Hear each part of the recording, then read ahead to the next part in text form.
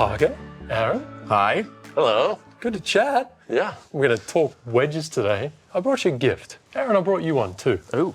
SM10, the next generation of Vokey wedges. What do you think of the look? I love it. I was lucky enough to hit a couple with it yesterday. These things felt incredible. You were telling me a story yesterday, Corey, about what you guys did with the center of gravity. Could you dive a little deeper into that? Because I thought it was a really thoughtful thing that you guys mixed into these SM10s. Well, I think center of gravity is a really important topic because as an everyday golfer, I sit there and go, what does that mean? CG, center of gravity. I kind of get it with driver, but what are we talking about with wedges? And it really determines ball flight. So we're talking about distance and trajectory control, but SM10, we've done two different things. So first and foremost, our players, Aaron, have come back to us with feedback that our pitching through gap wedge, hey, sometimes we just see that ball go a little left. That club wants to turn over at impact. And as a better player, you don't want to see it going left because left means a little out of control, but also too, it's got the speed wobbles. It's going to carry a little too far. So this time we've taken the CG and moved it closer this way, closer to the toe. So it's much, much closer to the center. By bringing that center of gravity from the heel more toeward, it actually slows that rotation of the club face down. So directionally, you've got a much tighter dispersion with your full swing clubs, pitching wedge, gap wedge. So that's an important one. It feels awesome as well. When you get to the higher lofts though, we go the other way. What we want is that club face squaring up a little more, Aaron, particularly in the open position. You don't necessarily want to see that club stuck open, adding too much dynamic loft to it because you kind of get that ball that flies high, short right. So with the center of gravity in those higher lofts, we actually moved it higher up, which gives you a lower ball flight. And then we've pushed the center of gravity forward of the face as well, which is a little mind-blowing. But that center of gravity is out in front of the face, which gives us that stability. It helps that club want to square up at impact. So I think with golfers who get fit for driver, we all get that feeling of, all right, I hit a little further, I got better ball speed, better spin and launch. But man, I brought my dispersion in. I'm going to hit more fairways. We don't really think of that and associate it with wedge play, but if we can take that dispersion in on a wedge, that could be the difference between hitting a green or missing a green, plugged line, a trap, or a birdie putt. So center of gravity is important, and we do different things based on loft. So that's a big one here with SM10. That the player feedback, how important is that from tour to you and R&D? Sure. I mean, we could just assume that, hey, we're just going to make some changes and we'll just roll the dice and see how it goes. The reality is that when I'm talking to the best players in the world, our Titleist staffers, they're telling me when I'm using my distance wedges, my speed wedges, as I call them, the 46 or 52s, I'm concerned at times that I might be a little left biased for right-handed players. I don't really want to change my lie angle, though, because I've already built this visual connection, and they're so sensitive, right? They know when it's a half-degree flat or upright. I don't want to change that, but I just want this ball to maybe stay on my line a little longer. You know, that's where those conversations start, right? I mean, we spent time with Max, we spent time with Wyndham, we spent time with Ludwig, all these different players, and they all said the same thing. These wedges, it's really important that these hold lines for longer periods of time. I'm not going to slow down my speed, right? This is a distance club. It's an extension of my iron set. I needed to go this number, and I'm going to swing at it. And I'm going to trust that you guys did what you needed to do to make it go to the window I want with the spin and the direction I want it to go in. And so when they're sharing this feedback, they're saying, hey, I love everything that's going on, but if I can make a slight improvement or a slight change, I would sure love to see this face turn a little slower so that I'm not quite on the left side as often. You listen to Max Homer, Will Zalatoris talk about that ball flight with a full swing wedge. Direction's everything, and that turf interaction's important too. So if we change the lie angle on this up or down, everything that made that sole great for that player is now out the window because it's going to interact differently with the turf and, of course, change the direction on that ball flight. But you listen to Max and Will, they flight that ball as straight as they can and then it falls to one side. Doesn't really work, just falls one way. And that's what we really want to try and keep with SM10 and those full swing wedges. And then Again, we talk about this green side versatility, making sure we get maximum spin. Well, a big part of that is moving that CG up and forward to get that lower ball flight and get that square club face, that control. Groove-wise, take us through what we've done with SM10 when it comes to grooves. So grooves continues to be one of those places we study. I don't think that we've figured it all out yet. I really don't. And I always go into the office and say, hey, I think we have room to grow here. We got to figure out some new things. And that's where Kevin and Ron and our team back home have done such a good job. They hear me, they're listening to me, which is good. And I think they're beginning to find further ways to make our grooves better, right? And sometimes it's not even about making them spin more. It's about making the consistency so tight that the bottom of our pot is so close to the top of our pot that the consistency, regardless of where you get it, how long you've had it, that the groove is remaining as sharp as possible for the longest amount of time. You know, they're investigating volumes, edge radius, how we cut, how we fly cut our faces, texture, everything and anything that we think is a way for us to make our products improve just a little bit, I think is a benefit to the best players in the world, all the way down to guys like me who can definitely use spin around the greens. What's the process look like? So the process is interesting. It always starts with fly cutting the face. We want to make sure that surface is perfectly flat, right? The flatter you can make it, the better opportunity you have to take away the little humps and bumps on the surface that don't want to grab that golf ball. So you got to make it perfectly flat. And then you have to add texture. Texture is an important part of how we create little versions of ways to add more grip on that ball, right? The ball needs to get in those grooves. It needs to grab that face, interact with that face. And then we cut in a score line that is second to none. It is absolutely perfect in terms of how we make the top and the bottom edges razor sharp, but we also add volume to allow debris to shift through that groove, giving you the best option to allow the face and the ball to work together. Those are the key things that we know make golf balls spin. They give you control of your ball.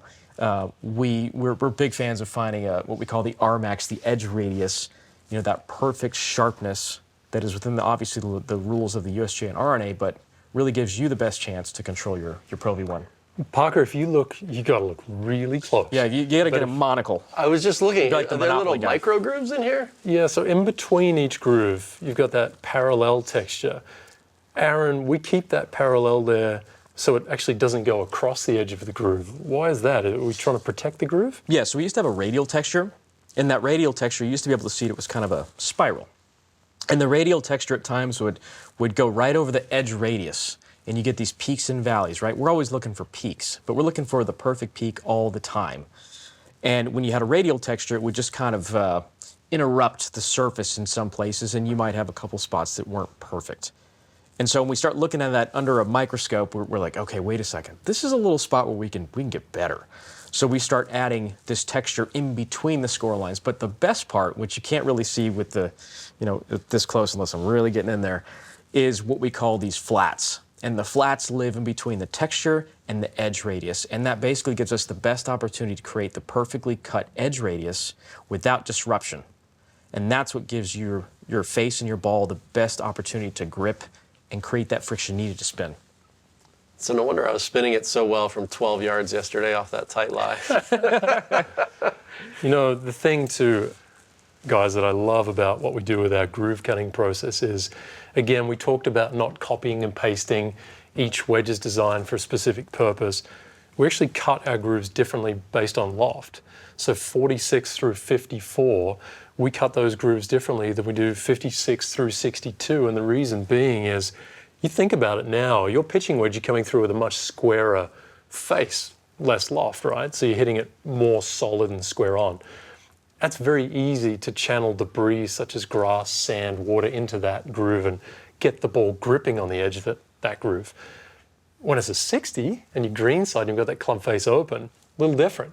That ball's sliding underneath, so now we have to change the angle those grooves are cut on so that we can get as much debris back into that groove so the ball can hit the edge of that face. That's an important one. Yeah, I mean, so for me, I'm not in the office like you guys are and learning about this stuff. So this is kind of the first that I'm hearing of it, and it's really neat to hear how thoughtful you guys have been with this whole process, because they are different shots. Like, I'm not going to use my 46 and open the face up and play a flop shot with it. But my 60 degree, yes, I want to open that face up. I want to be able to hit that flop shot and have it have a little bit of spin. Obviously, it's not going to have as much, but I want it to be able to grip as much as possible. So it's neat to hear like how thoughtful you guys have been with not only the CG moving in the 46 and 50 and 52, but moving, being able to cut the grooves differently for the higher lofted wedges versus the lower lofted wedges, because they play completely differently. They shouldn't be cut the same. So it's really neat to hear. I mean, this is the first that I'm hearing of it, so it's really neat, like on my end of it, to hear that you guys have been so thoughtful about that. Yeah, and the other thing is they will wear out over time. Grooves are going to wear out through sandblasting and different things impact on that wedge. After 75 rounds, we start to see that spin drop a little bit. The wedge isn't cooked, it still works. It's just not going to spin as much and certainly not as consistent as it used to. Now, if you fast forward another couple of years and you've played 125, 150 rounds, well, the same thing happens again. You're going to lose a little bit of that spin. So we actually heat treat the face to retain spin. We protect the edge of that groove radius. So not to make everyone hungry, but you think about throwing a steak on the grill. You're not cooking it, but you're similar impact here. That's a similar process we're doing. We actually heat treat that face, takes a little bit of it, almost coats the edge of it, protects the edge of that groove so it wears out less. It takes longer to wear out. So through our testing, what used to wear out slowly after about 400 bunker shots, Parker, is now 800 bunker shots.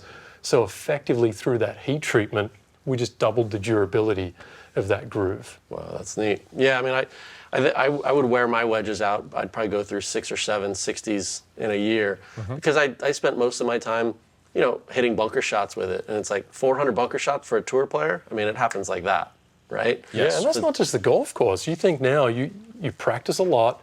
You're an instructor now too, so you're teaching a lot. So you're demonstrating bunker shots with your own wedge. So I think that's the other thing is it's not just after 75 rounds. It's all inclusive of how many times have I used this thing? And hence, while you're pitching, gap wedge probably used a little less.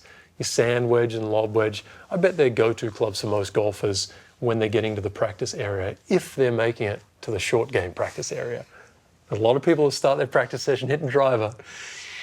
Which is exactly why I started, my Instagram account, which was to be able to encourage people, hey, don't just start with hitting drivers, go hit some wedges. Like, this is a fun, creative part of the game of golf, and it's really neat to be able to see, how much thought you guys put into these wedges so that people can hopefully play better golf, enjoy the game more, and just have lower scores. Like, that's what we're all trying to do. Right, and watching your face, you were like a kid in a candy store yesterday hitting SM10, wasn't he? Yeah, he's good. Hitting those different shots, different flights, cutting it up, drawing it in. You said the feel was incredible. If you had to pick one word for the feel of a Vokey, is that it? Yeah, I think it always starts with the look, right? It always starts with the look. And so I hadn't seen SM10s until yesterday, and you guys put it in my hands, and I was like, this is the look that I've come to know and love, right? It's got a lot of the same features that I know and love with a Vokey. And so that familiarity means a lot to me. And then as you explained how you guys have shaped it and the symmetry behind it, and as I open the face, there's still symmetry there. To me, it's like, okay, this is not just like, hey, we're going to make a certain shape looking head. It's like, no, there's thought process behind all of this stuff. But I think once I get past the look, and then I start hitting some shots, it was like, ooh, I like the way that thing's flying low and has a bunch of spin on it. And I just remember the one shot I hit with the tee grind when I opened it up right off of that tight lie, and I just flicked it right underneath, and it was like, had the most beautiful sound to it. And Aaron said, boy, you almost hit that half an inch behind it. I said, yeah, I did. He's like, but look at how much spin that had. That was the shot that I will remember.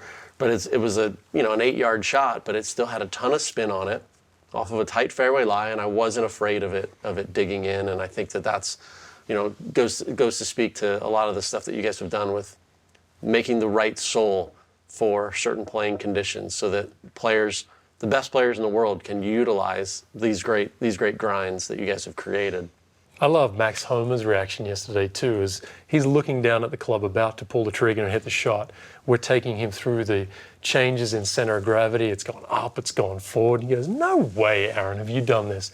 How do you do all that and keep the club looking exactly the same? I think it's a testament to what you and the team have done with SM10. I just think it's a great looking club.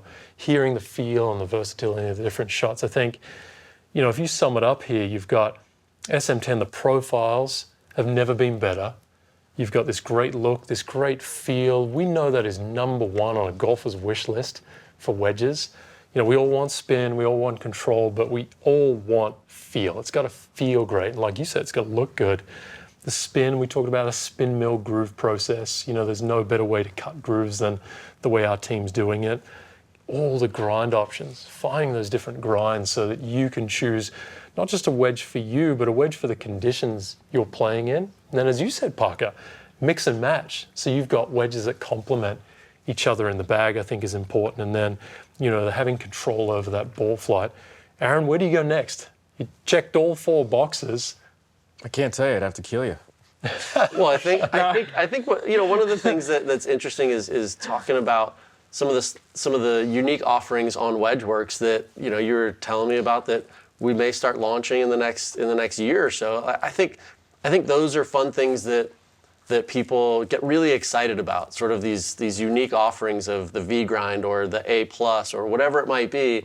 These grinds, I think that give people even more versatility and another way for people to explore their creativity around the greens. Well, we have on the trailer we have this series of cabinetry that holds all of our headstock, and you know you have SM9, SM10, and all these different things. But the fun drawers are the Proto Drawers, right? That's the experimental section of what we are making, and that's where Wedge Works comes into play, right? If you look at SM10, it's the largest line we've ever made. We've actually included 2 additional options in that line with 54M and a 58T. So now you're gonna have low bounce options in 58 and 54 for players who are looking for that style of grind. I mean, I've talked to a lot of people, you know, consumers, anybody on social media, they're like, where's the 54M? Guess what? It's back, you know? So I'm excited about that. But when we talk about design and how it's evolving and how we're changing, we never design something and just bring it out for fun, right? We do it because it has purpose and it has meaning. And that Proto Drawer is an experimental station for me to see if there's something missing, right? I'll use those parts as avenues into, okay, we need something that's gonna take care of this player, this type of golf course, this type of bunkering. Maybe there's a new hybrid strain of grass Bermuda that is diabolical and treacherous and horrible, whatever. You know, that's where we're exploring all these places. And our tour players are testing it and trying it, and they're telling us, this is really good. And then they're gaming it, and they're telling their buddies, and they're telling their buddies. Before you know it, you've got 26 of these things in play, and I go into Corey's office and I go, I think we have something. And he goes, good. So this is where Wedge Works comes into play. It allows us to explore these different places, but also share that exploration with the consumer and tell them, hey, this is what Justin's doing, and Jordan's doing, and Ludwig's doing, and Wyndham's doing. And we want you to try it too, because I think it's really fun, and I think there's purpose for it. But I think, you know, a lot of the clients that come to me, you know, they love wedge game, they love wedge play, they're passionate about it. And it's one of those things where they're, you know, I know that the Wedge Works side of it is it's customizing things, right? It's just making things, you know, they want to make it their own. And so to be able to have all these neat options on there and then to be able to customize it with paint or flight lines or whatever it might be, now you're able to be like, hey, I'm making this wedge my own. And you go out with your buddies and you've got, you know, dollar bill signs on the back or up and down king or whatever it might be. It now becomes a part of your personality. And I think it's neat to be able to have a grind that's maybe a little bit more unique, like like the V grind. It's more unique and people are like, oh, that's cool. I had Shane Victorino reach out to me and he said, hey, I need to order that V grind for Victorino. I was like, all right, buddy, I'll get one in the mail to you. It doesn't fit you, but sure. It doesn't fit you, but yeah, but you know, just something like that where he's like, the V, I gotta have the V because I'm Victorino. Well, I think that's the cool thing about Wedge Works is you get to personalize it. You get to make it yours, you know, and wedge play should be fun. My favorite thing to do is just on sunset, go and hit a big bag of balls around the short game area, try different wedges, But I think that's the key, is finding the wedge that is yours. You know, Bob says, when you go and get fit, the wedge will find you. It's a little Harry Potter kind of wand and wizard thing, but it's really true. If you don't have to be an expert. I think that's the best part here is, yeah, it's confusing. There's a lot of options. You don't have to be a grind expert. Go and see a trained fitter. They will put their arm around you, give you a big hug, and help you find the right one for you in a matter of minutes. And then after that, go and personalize it. Have some fun with it. So I think it's fun. I love chatting wedges with you guys. Every time I chat short game with you guys, two things happen. I get a little smarter, which isn't hard. But then number two, I just want to go and hit wedge shots now. So I think we should go and do that. I think we should too.